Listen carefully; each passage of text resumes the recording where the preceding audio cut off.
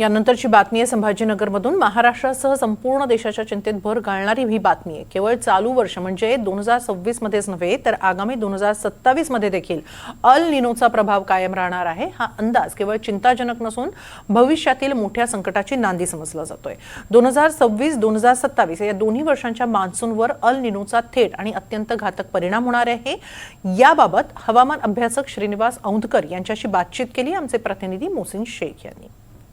प्रशांत महासागरमध्ये अल निनो सक्रिय झालंय हे आता अभ्यासकांनी अधिकृत घोषणा केली आहे।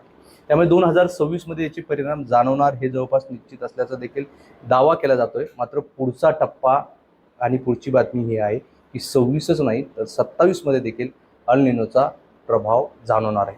माझ्यासोबत अभ्यासक औंधकर सर आहेत। सर, अल निनो सक्रिय झालाय, त्याचे परिणाम जाणवणार आणि इतिहासही सांगतो, मागचा अभ्यास आपण बघितला तर जेव्हा जेव्हा आलाय पाऊस कमी पडलाय। 26 मध्ये काय परिस्थिती आहे आणि पुढच्या वर्षी देखील याचे परिणाम जाणवणार का? सध्या जून चालू आहे आणि महाराष्ट्रात अद्यापही पावसाचं आगमन झालेलं नाही आणि ह्याचा फटका लक्षात येतो की अल निनोचा आपल्याला बसतोय।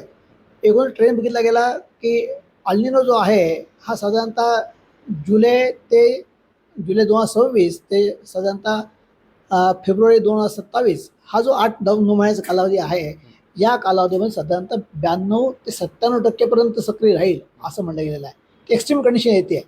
आणि अशी कंडिशन साधारणतः 1877ला आपल्याला अनुभवता आली होती। म्हणजे आपण सुपर अल निनोकडे आता ती वाटचाल सुरू झालेली आहे। एकूणच सर्व जगभरामध्ये चिंतेची बाब आहेच आहे। भारतात देखील ती मोठी चिंतेची बाब आहे की पावसाचं प्रमाण यावर्षी जे काही अपेक्षित आहे तेवढं आपल्याला मिळणार नाही आहे। पण हा ट्रेंड जेव्हा जेव्हा शेवटी जातो आहे तो अद्यापही आपल्याला जे उत्तर मिळते त्यानुसार लक्षात येतं की आगामी 2027चा जो मान्सून असेल किंवा उन्हाळा असेल त्याच्यावर देखील हा परिणाम करू शकतो असं बघितलं गेलेलं आहे। यावर्षीचा जे 26चा हिवाळा असेल तो आपल्याला नक्कीच अतिशय अल्प आपल्याला अनुभवास मिळेल। थंड वातावरण मिळणार नाही। त्या संपूर्ण हिवाळ्याच्या कालावधीमध्ये तुम्हाला सातत्याने बघितलं असेल तर तुम्हाला उष्णतेचे वारेच तो अनुभवास मिळणार आहेत। आणि ज्यावेळेस उन्हाळा सुरू होईल फेब्रुवारी 2027ला त्यावेळेसही हा अल निनो 97%च्या जवळपास असल्यामुळं आगामी उन्हाळा देखील आपल्याला त्रासदायक ठरतो असं एक चिन्ह दिसत आहे। या तुम्ही जे ग्राफिक्स आहे त्यानुसार थोडंसं समजून सांगा। सांगतोय साधारणतः 1877 दरम्यान जो आपल्याला अल निनो अनुभव होता त्यापेक्षा तीव्रता जास्त असलेला अनुभव आता आपल्याला 2026ला अनुभव मिळतोय। आणि जो इव्हन स्ट्रॉंगर असं प्रेडिक्शन होत आहे की जे साधारणतः 2.9 डिग्रीच्या वरती हे तापमान जाईल असं जे म्हटलं गेलेलं आहे।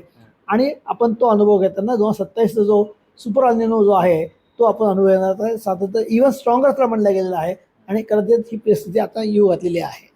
म्हणजे 26 मध्ये अल निनोचा प्रभाव पाहायला मिळणार आणि 27 मध्ये पण पावसावर काही प्रमाणात होऊ शकतं। नक्कीच उन्हाळ्यात होणारच आहे आणि त्याचा परिणाम नक्की आपल्याला उतरत्या ह्याच्यामध्ये जे जून जुलैमध्ये जो पाऊस पडतो त्याच्यात देखील तो परिणाम दिसणार आहे।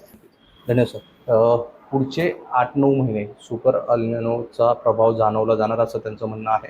आणि ज्या पद्धतीने आपण यावर्षी याचा जो फटका बसणार आहे तो इथेच संपणार नाही। पुढच्या वेळेस पावसाळ्यात म्हणजे पुढच्या पावसाळ्यात देखील याचे परिणाम जाणवणार आहे। आणि विशेष म्हणजे जो हिवाळ्याचा काळ आहे म्हणजे जो थंडीचा काळ असतो तो देखील तुम्हाला खूप मिळणार आहे, अल्प असणार आहे। कारण त्यावेळी देखील अल निनो सक्रिय असेल आणि त्यामुळे तापमान जास्त असेल आणि उष्णतेचे वारे वाहतील आणि याचे परिणाम हिवाळ्यात देखील जाणवणार आहे। त्यामुळे ही एक चिंतेची बाब आहे। फक्त 26 नव्हे तर 27 मध्ये देखील अल निनो सक्रिय असणार आहे आणि त्याचे काही महिने परिणाम आपल्याला पाहायला मिळतील। राहुल चव्हाणसह मोहसिन शेख, NDTV, छत्रपती संभाजीनगर।